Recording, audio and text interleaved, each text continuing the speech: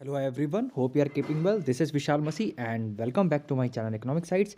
And today we will start the chapter number 13, that is money, meaning and functions. Very important chapter. ठीक है, so we will cover all the important questions which are going to be asked in the board examination, basically term 2 examination, right? आपको सारे doubts यहाँ पे सब कुछ clear हो जाएगा. सो इस लेक्चर को पूरा आराम से ध्यान से देखिएगा. ठीक है, अब यहाँ पे एक क्वेश्चन सवाल खड़ा होता है, यहाँ क्वेश्चन आपको पुट करना चाहिए कि why basically money is important. ठीक है, मनी इकोनॉमी के लिए इतना इम्पॉर्टेंट क्यों होता है? बिकॉज अल्टीमेटली जितने भी आपकी ट्रांजैक्शंस हैं, जितना भी ट्रेड है, जितने भी आपके ट्रांजैक्शंस हैं, वो सारे कैसे पॉसिबल हो पाते हैं? That only possible with the help of money. That is only possible with the help of money. तो मनी बेसिकली क्या करता है? हमारे जितने भी बेसिकली जो डिमांड है, ठीक है, मार्केट में डिमांड है, उसको क्या करता है? फैसिलिटेट करने की हेल्प करता है. ठीक है, दूसरी बात है, इससे क्या होगा कि इकोनॉमी में जब डिमांड रहेगी तो डेफिनेटली हमारा प्रोडक्शन हाई रहेगा, और जब प्रोडक्शन हाई रहेगा तो हमारी एम्प्लॉयमेंट हाई रहेगी, इनकम हाई रहेगी. तो बेसिकली मनी क्या करता है? ट्रेड और ट्रांजैक्शंस को बढ़ा के हमारे प्रोडक्शन को एक्सपेंड करता है.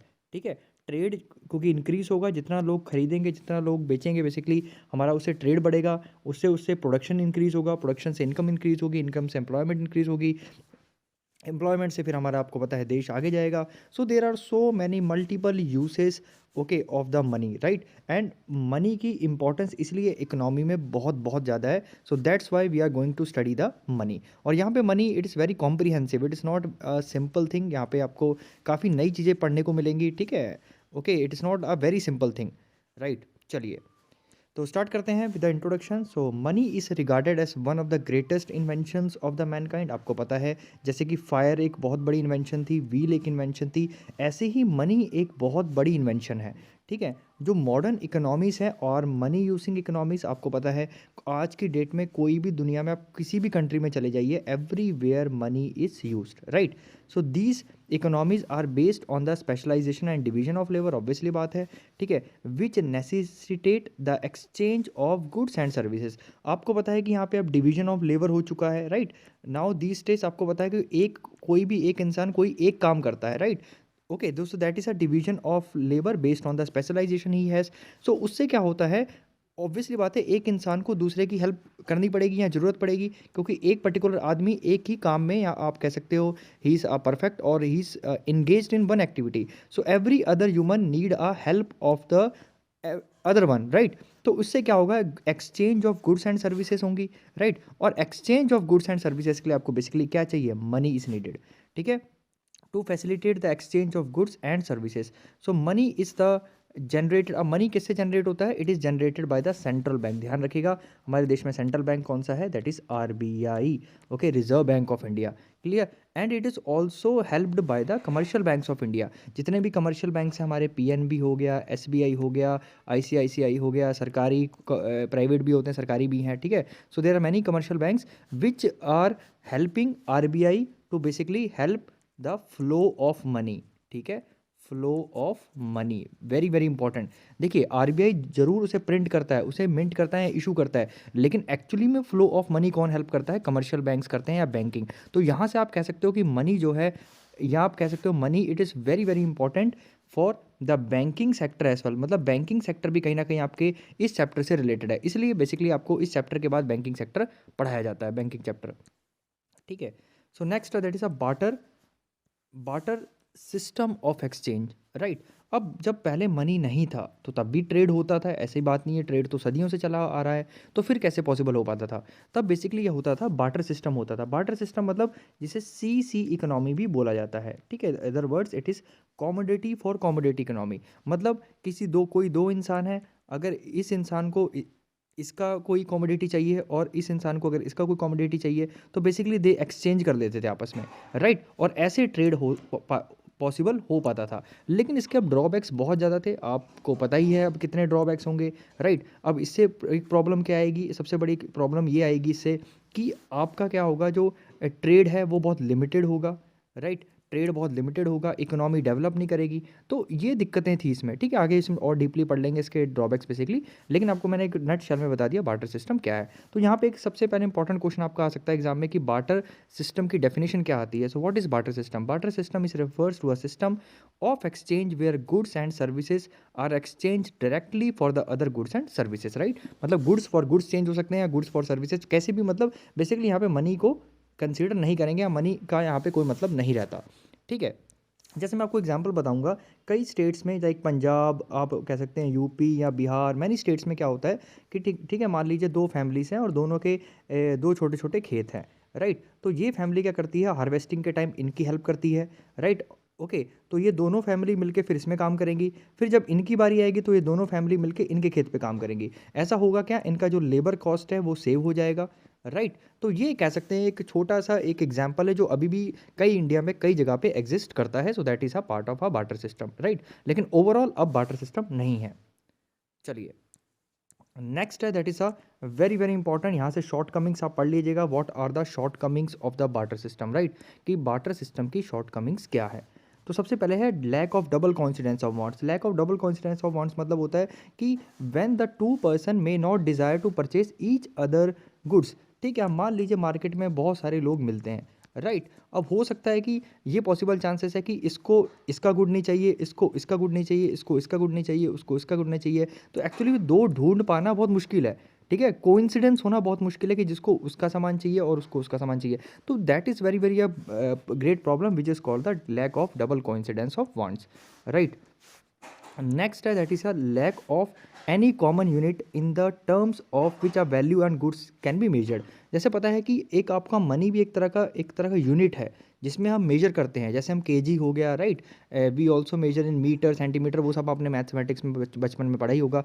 ऐसे ही मनी क्या है, एक तरह का यूनिट है, राइट। इट इज़ ऐसा यूनिट एक तरह का कह सकते हैं, अगर जैसे आप फिजिक्स में पढ़ते थे। इतना ही ज़्यादा इंपॉर्टेंट है क्योंकि मनी क्या है, बेसिकली कोई भी गुड्स है, सर्विसेज है, आप किसको किस में डिफाइन करते हैं, ultimately you define in the money terms, right. आप मार्केट में जाते हैं तो आप क्या पूछते हैं, उसके गुड का प्राइस पूछते हैं, तो वो क्या है, मनी ही, मनी से तो पे करेंगे उसको, राइट। इसलिए it is a common unit and it is a common unit, ध्यान रखिएगा। ओके, हर कंट्री का एक कॉमन यूनिट होता है। इंडिया का जैसे INR है, इंडियन रुपीस, राइट, ये उसका साइन है। ऐसे ही यूएस में डॉलर्स है, everywhere they are different, right. चलिए, नेक्स्ट है third is problem of exchange when person has a large. अब ऑब्वियसली बात है, जब किसी के पास लार्ज गुड है और इंडिविजुअल गुड है, ठीक है, तो उसको बेसिकली छोटी कॉमोडिटी से कैसे एक्सचेंज करेंगे, ये एक सवाल खड़ा होता है, राइट। नेक्स्ट है लैक ऑफ रिलायबल मेथड। एक रिलायबल मेथड नहीं है। आज की डेट में आपके पास 1 करोड़ है तो आप आराम से बैंक में सेव कर सकते हैं, राइट। अपने घर पे मत रखिएगा, किसी दिन का बाई चांस रेड पड़ गई तो वो ऑब्वियसली बात है कि इट विल बी कैप्चर्ड, ठीक है। इसलिए आपको पता है कि दैट्स वाई जो गवर्नमेंट है वो जो सेविंग है वो बैंकिंग में, बेसिकली बैंक्स में क्या करती है, एनकरेज करती है। तो आपने रिसेंट कुछ टाइम में देखा होगा कि जो जनधन योजना थी, राइट, जिसमें क्या थी, बहुत ज़्यादा अकाउंट्स खोले गए थे, राइट, अकाउंट खोले गए थे लोगों के। तो बेसिकली वो था क्या कि लोग जो है अपनी सेविंग अपने घर पे ना रख के क्या करें, बैंकों में जमा करें। और बैंक क्या करता है, बेसिकली फ्लो ऑफ मनी में हेल्प करता है, ठीक है। और फ्लो ऑफ मनी आपको पता है कितना ज़्यादा इंपॉर्टेंट है डिमांड को ऊपर ले जाने के लिए।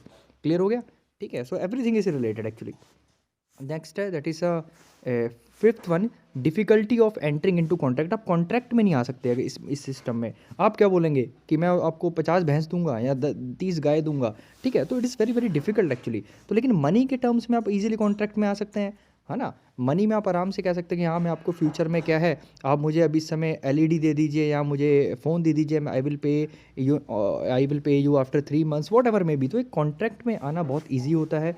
Next that is a limited degree of specialization of division of labour. यहाँ पे ऑब्वियसली बात है कि वहाँ पे स्पेशलाइजेशन और डिवीजन ऑफ लेबर नहीं होगा क्योंकि सबको फिर अल्टीमेटली बहुत ज़्यादा काम करने पड़ेंगे। वो कोशिश करेंगे लोग कि हम ये भी प्रोड्यूस कर लें, ये भी प्रोड्यूस कर लें, ठीक है, ताकि जो है, क्योंकि एक्सचेंज में बहुत दिक्कत आ रही है, क्योंकि क्योंकि आपको कोइंसिडेंस बड़ा मुश्किल होता है ना कि उस इंसान को ढूंढना। तो लोग क्या करते हैं, फिर स्पेशलाइजेशन नहीं रहती, लोग फिर एक तरह का पर्टिकुलर काम नहीं करेंगे। तो उससे क्या होगा कि एक डिवीजन ऑफ लेबर भी नहीं रहेगी, ठीक है। तो इसमें से कोई भी आपको जो 2-3 पॉइंट्स है आप इसको पढ़ लीजिएगा, आपको समझ में आ जाएंगे। ओके, नेक्स्ट है that is the meaning of money. Very very important, meaning of money. अब यहाँ पे आपका 1 नंबर या 2 नंबर जितने का भी क्वेश्चन है, बेसिकली आपको एक डेफिनेशन याद रखनी है मीनिंग की, ठीक है, मतलब डेफिनेशन क्या होती है मनी की। तो बहुत ज़्यादा इकोनॉमिस्ट है, कई जानों ने कोई दूसरी मतलब दी, या वॉकर हैं यहाँ पे, कैंट भी हैं एक, ठीक है, पढ़ेंगे आप इसी में बेसिकली। सो एक क्रॉथर हैं, so there are so many who has given the different definitions of money. लेकिन यहाँ पे आपको ध्यान रखिएगा, ये बेस्ट सूटेबल जो डेफिनेशन है that is anything that is generally acceptable, मतलब जो जनरली एक्सेप्टेबल होता है, मीन्स ऑफ एक्सचेंज होता है, मतलब आप इसे एक्सचेंज करते हैं, आप उसे गुड ले सकते हैं और उसे पैसे दे सकते हैं। At the same time it act as a measure and store of value. ध्यान रखना कि वो मेजर भी करता है और एक आप स्टोर भी कर सकते हो उसको, ठीक है। So this is a proper definition of money, right. और इसको और डीपली पढ़ना है तो आप पढ़ सकते हैं। सो यहाँ पे और भी आपको मिल जाएंगे, कोल बाय कोल की मिल जाएगी यहाँ पे, ठीक है, कैंट की भी मिल जाएगी। लेकिन आपको ध्यान रखना है, you have to basically remember this, the Crowther जो है उसकी डेफिनेशन आपको ध्यान में रखनी है। Anything that is generally acceptable, means of exchange, at the same time act as a measure and store of value. तो एज इट इज़ आप याद कर सकते हैं इफ़ यू वांट, राइट। चलिए, नेक्स्ट है that is a kinds of money, very very important. Okay, money के भी काइंड्स होते हैं। तो बेसिकली इसे दो कैटेगरीज में डिवाइड किया जाता है। एक होता है आपका करेंसी और आपके plus notes, sorry currency and coins, ठीक है। और दूसरा है आपका basically deposit money. Deposit money, ये जो डिपॉजिट मनी है बेसिकली जो आपका पैसा है जो बैंकों में है, ठीक है, उसे बोलते हैं डिपॉजिट मनी। और ये करेंसी और नोट जो आपके पास होते हैं, जो बेसिकली सर्कुलेट होते हैं इकोनॉमी में। सो बेसिकली दो तरह की ये कैटेगरीज होती है मनी की, ठीक है। यहाँ पे लिखा भी है, in the modern economy the quantity of money in existence consist of currency coins, paper currency component and the deposit money component, ठीक है। डिपॉजिट मनी कॉम्पोनेंट है, मैंने ऑलरेडी बता दिया, जो बैंकों के पास आपका पैसा रहेगा, तो बेसिकली ये बैंकों के पास रहता है। और ये जो पैसा है आपका, द करेंसी कॉइन्स हैं, ये बेसिकली सर्कुलेट होता है इकोनॉमी में, आपकी जेब में भी इस समय होगा, राइट। तो coins refers to the metallic money. अब जो कॉइन्स को मेटेलिक मनी भी बोला जाता है, ऑब्वियसली बात है, क्योंकि मेटल से बना होता है। Examples of coins are, India में से 1, 2, 5 एंड 10 रुपीज़ कॉइन्स यहाँ पे मिंट किए जाते हैं कोई स्पेशल ओकेजन पे। ऐसे कई बार 100 रुपीज़ का भी आपको स्पेशली कुछ ही लिमिटेड जो है आरबीआई उसे जो प्रिंट करती है कुछ स्पेशल ओकेजन्स के लिए ही, ठीक है। लेकिन जो जर्नल आपके हैं 1, 2, 5 and 10, okay, coins are the token money. इसे टोकन मनी बोला जाता है, ध्यान रखिएगा, token money. Coins token money होते हैं। टोकन मनी का मतलब होता है कि token money is the money the face value of which is more than the intrinsic और मेटेलिक वैल्यू। मैं इसका एग्जांपल से समझाता हूँ। जैसे कि आपको पता है 1 रुपये का एक सिक्का होता है, राइट, 1 रुपये का सिक्का होता है।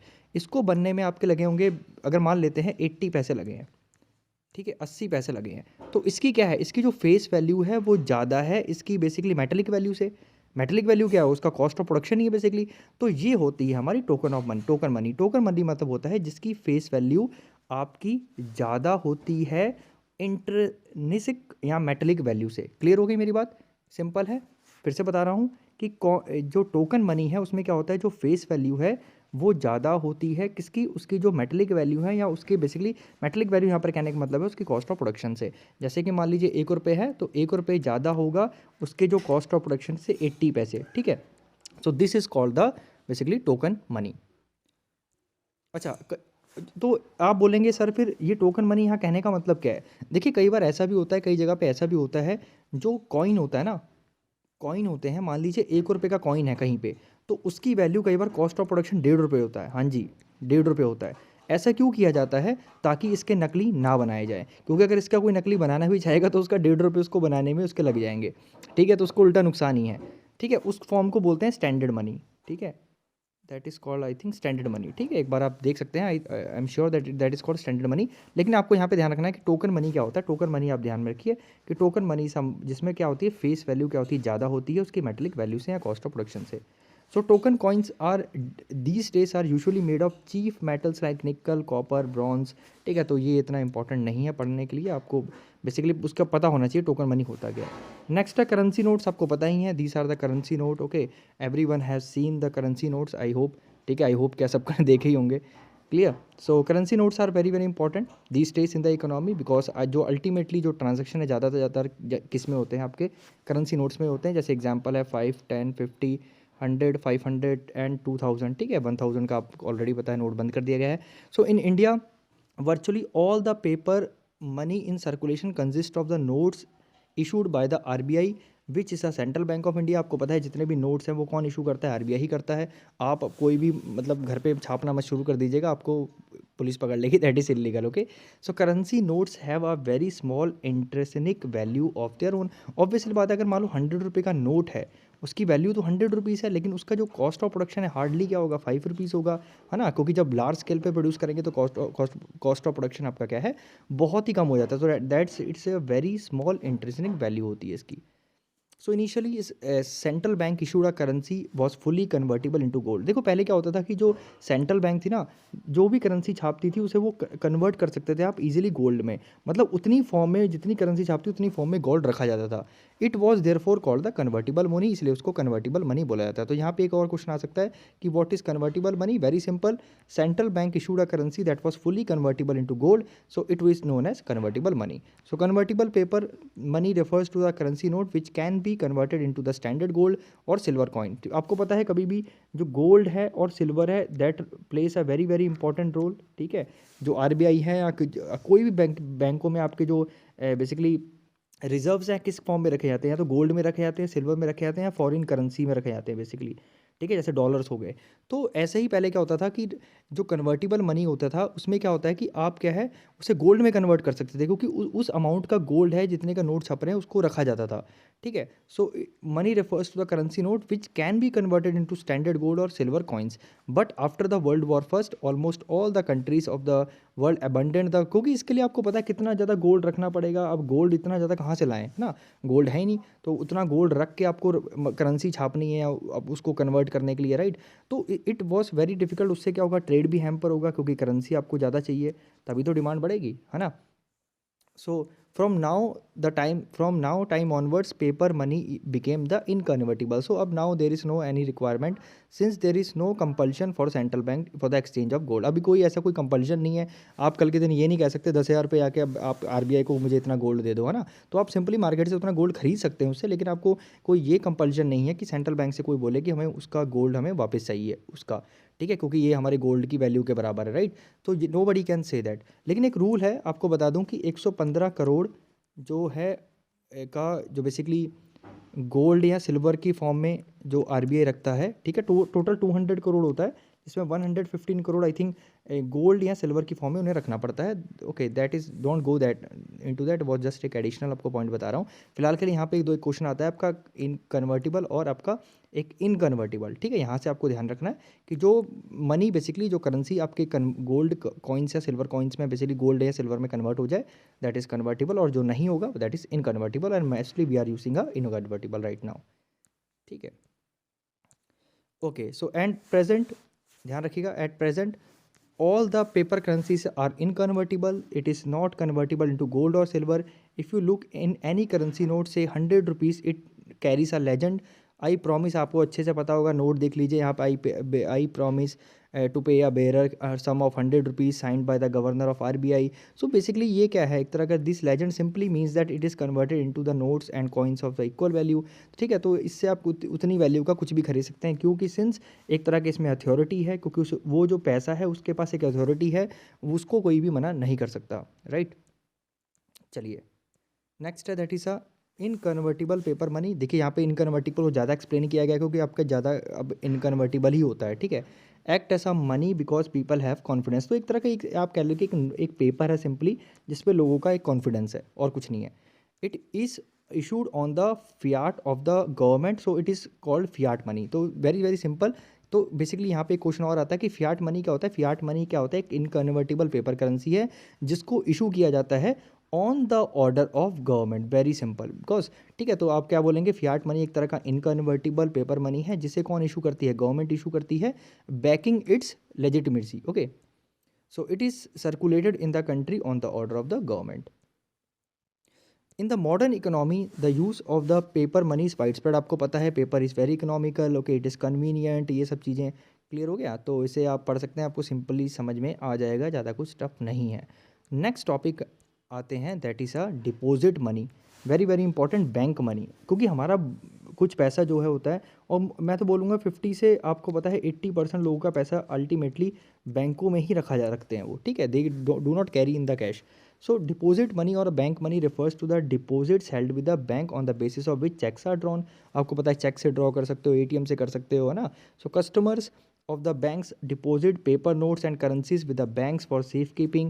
Each deposit is recorded as a credit to the bank on the bankers. Customers आपको पता है उनके अकाउंट्स होते हैं, तो जैसे ही आप डिपॉजिट करते हैं आपको आपका मैसेज आता है कि इतने पैसे आपको क्रेडिट हो चुके हैं, राइट. तो बेसिकली उसको क्रेडिट कर दिए जाते हैं. So these deposits are payable on demands. They can be transferred from one person to another. आप आराम से ट्रांसफ़र कर सकते हैं, गूगल पे किसी से भी कर सकते हैं, बैंकों की हेल्प से भी कर सकते हैं, चेक से भी कर सकते हैं, ठीक है. चलिए, so cheques for making the payment. तो यहाँ पे आता है चेक क्या होता है, ठीक है. यहाँ पे एक क्वेश्चन आ सकता है. तो cheque is an instruction to a bank to make a payment to or to make a transfer equal to the amount mention in the cheque. It is called the instrument. Basically एक तरह का instrument होता है जिसमें क्या करते हैं आप अपने मनी ट्रांसफ़र करते हो अपने अकाउंट से किसी दूसरे को. बेसिकली क्या करते हो आप एक तरह का इंस्ट्रक्शन देते हो बैंक को कि भैया मेरे अकाउंट से इतना पैसा निकाल के उस बंदे को दे दे जिसके मैंने मेंशन किया है. क्लियर हो गया. चलिए, ठीक है. सो ये एक चेक का आप देख सकते हैं सैम्पल है, आप रियलिटी में भी देख सकते हैं. तो इसके ऊपर कई बार क्वेश्चन आ जाते हैं, ठीक है. जैसे इसमें क्या क्या, एक तो डेट मेंशन होती है, इसमें अमाउंट मेंशन होता है, ठीक है. आपके रूप उसमें नंबर्स में भी मेंशन होता है, फिर इन वर्ड्स भी होता है, फिर अमाउंट होता है, उसका साइन होता है यहाँ पे, ठीक है. तो ऑल दिस थिंग एक तरह का यहाँ पे सीरियल नंबर भी होता है. तो ये कुछ चीज़ें होती हैं जो आपको पता होनी चाहिए, सिंपल सी. कई बार क्वेश्चन आ जाते हैं लेकिन इतना है नहीं इंपॉर्टेंट, लेकिन सेंस आपको पता होना चाहिए. So it is useful to remember one point important distinction between the currency and the deposit money. Coins currency are the legal tender. ध्यान रखिएगा लीगल टेंडर है, ओके. लीगल टेंडर क्या मतलब होता है कि एक तरह का ये लीगल है, okay. Nobody can refuse this. So they have a legal sanction और the backing of the government. So they serve a money on the fiat order of the government. So being a legal tender means that individual is bound to accept it. Very simple कि legal tender का सिर्फ यही मतलब होता है कि जो पैसा फियाट मनी है, बेसिकली जो फियाट मनी है, जो इनकन्वर्टिबल फियाट मनी है, जो करेंसी है, जो गवर्नमेंट ने इशू की है, वो लीगल है, उसे कोई भी मना नहीं कर सकता. In the exchange for the goods and services. मान लीजिए कि आप जा रहे हैं, नागालैंड जा रहे हैं, पंजाब जा रहे हैं, इंडिया के कोई भी कोने में चले जाइए, कोई इंडियन करेंसी लेने से मना नहीं कर सकता. कोई ये नहीं कह सकता कि मुझे यूएस डॉलर चाहिए, right, because it is illegal. अगर आपकी इंडिया में कहीं भी शॉप है तो आपको इंडियन करेंसी में डील करना ही पड़ेगा, ठीक है. So it cannot be refuse in the settlement of payment in any kind. ध्यान रखिए लीगल है. So this is not true of chequeable bank deposits. This are not legal tender. Versus जो cheques है वो लीगल टेंडर नहीं है. A person can legally refuse to accept the payment. अब मान लो कई बार ऐसा होता है कि आप बोलोगे सर चेक में, कई बार कहते हैं कि आप शॉपकीपर के पास जाते हो, राइट. तो आप बोलोगे शॉपकीपर को सर मैं कैश नहीं, मेरे पास चेक रख लो, तो चेक मना कर सकता है. ध्यान रखना वो लीगल टेंडर नहीं है, लेकिन करेंसी वो मना नहीं कर सकता. क्लियर, ठीक है. तो ये पता होना चाहिए. It's very simple. So a person can legally refuse or accept payment through a cheques. He can insist on the payment in cash. लेकिन वो असिस्ट कर सकता है, ध्यान रखिए, पेमेंट इन कैश, लेकिन वो कैश को रिफ्यूज़ नहीं कर सकता. He can legally refuse the payment through cheque. Cheque को रिफ्यूज़ कर सकता है. This is because there is no guarantee that cheque will be honoured by bank. आपको पता है उसका एक प्रोसेस होता है, बैंक में जाता है, ठीक है, बैंक में बाउंस भी हो सकता है. सो बहुत सारी चीज़ें हैं. तो इस चक्कर में एक शॉपकीपर के पास राइट होती है कि वो कैश ले मांग सकता है, लेकिन कैश को मना नहीं कर सकता. So in the case of insufficient deposit with it, however the cheques are generally accepted by people. लेकिन आजकल generally it is acceptable, right, क्योंकि आपको पता है कि these days banking process is very fast. And पहले होता था लेकिन अब काफ़ी ज़्यादा, अब आपको पता है चेक से भी बहुत बड़ी चीज़ हो गई है. नाउ दीस डेज आप आजकल यूपीआई पेमेंट्स आ गए हैं, virtual, okay, the basically mobile banking, all this things. So which is helping now. Even cheques are now old, ठीक है, लेकिन स्टिल आपके सिलेबस में तो आपको पढ़ना पड़ेगा ये सब चीज़ें. सो legal tender money may be limited और मे बी अनलिमिटेड. अब लीगल टेंडर भी क्या होती है, लिमिटेड होती है, एक होती है लिमिटेड लीगल टेंडर. देखिए लिमिटेड लीगल टेंडर का मतलब क्या होता है. देखिए लिमिटेड लीगल टेंडर का मतलब होता है कि एक सर्टेन लेवल तक. अब आप ऐसे नहीं हो कि 5 रुपये के सिक्के आपके पास 1 करोड़ रहे हैं. मान लो 1 करोड़ रुपीस है 5 रुपये के सिक्कों में. आप कल के दिन ये नहीं कह सकते किसी कार वाले को कि भैया मैं तो 5 5 रुपये के सिक्के ही दूंगा, मेरे पास 1 करोड़ है, तुम गिनते रहो बैठ के. वो मना कर सकता है क्योंकि वो क्या है, अनलिमिटेड लीगल टेंडर है. ध्यान रखिएगा लीगल टेंडर भी दो तरह के होते हैं. एक होता है आपका, एक लिमिटेड होता है, एक अनलिमिटेड होता है. तो अनलिमिटेड ऑब्वियसली बात है करेंसी हो गया. करेंसी तो आपका अनलिमिटेड हो गया, राइट। लेकिन जो आपके लिमिटेड हैं, जैसे आपके, आप कह सकते हो कि कुछ कॉइन्स हो गए, ठीक है। So the maximum limit is set by the government under the statue in India.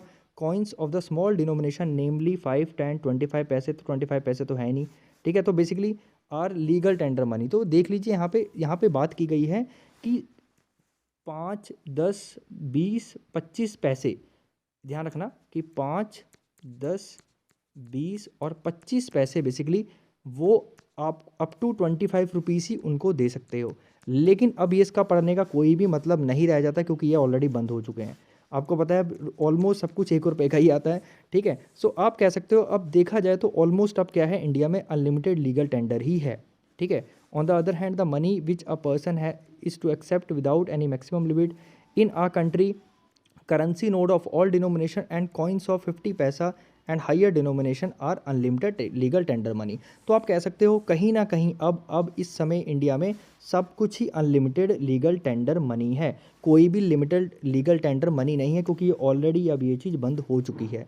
Clear. 50 पैसे थे, 50 पैसे भी इवन हमारा अनलिमिटेड था, वो भी बंद हो गया है। तो आप कह सकते हो कि now in the currency there is in the India there is exist only unlimited legal tender, ठीक है। क्लियर हो गया, right. Okay, next that is very very important, will cover in the next video. I hope यहाँ तक आपको clear समझ में आ गया होगा, ठीक है। तो मैंने आई एम सॉरी, मैंने यहाँ पे 5 रुपये बोल दिया था, ठीक है, 5 पैसे बोलना था एक्चुअली। तो 5 पैसे का जैसे मान लो, अगर मान लो चलते भी होते 5 पैसे, तो 5 पैसे अगर आप ये नहीं कह सकते थे आप 1 करोड़ मतलब सिक्के ले गए तो कि भैया इतनी पेमेंट मैं करूँगा आपकी, मतलब इतने लाखों रुपए मैं आपके 5 पैसे से करूँगा, अगर मान लो चलते भी होते, उस केस में आप नहीं कर सकते थे, क्योंकि वो एक लिमिटेड लीगल टेंडर होता। लेकिन अब वो उसको पढ़ने का कोई मतलब ही नहीं रह गया, क्योंकि अब सिंस ये चीज़ बंदी हो गई है, ठीक है। इवन 50 पैसा है वो भी लिमिटेड अनलिमिटेड लीगल टेंडर है, लेकिन ये भी बंद हो गया है। तो आप कह सकते हो इस समय अब सब कुछ ही क्या है, आपका अनलिमिटेड लीगल टेंडर मनी है। So nobody can refuse your if you have the any coins or currency up to any limit. So I hope आपको सारी चीज़ें समझ में आई होंगी। So thank you so much, God bless you.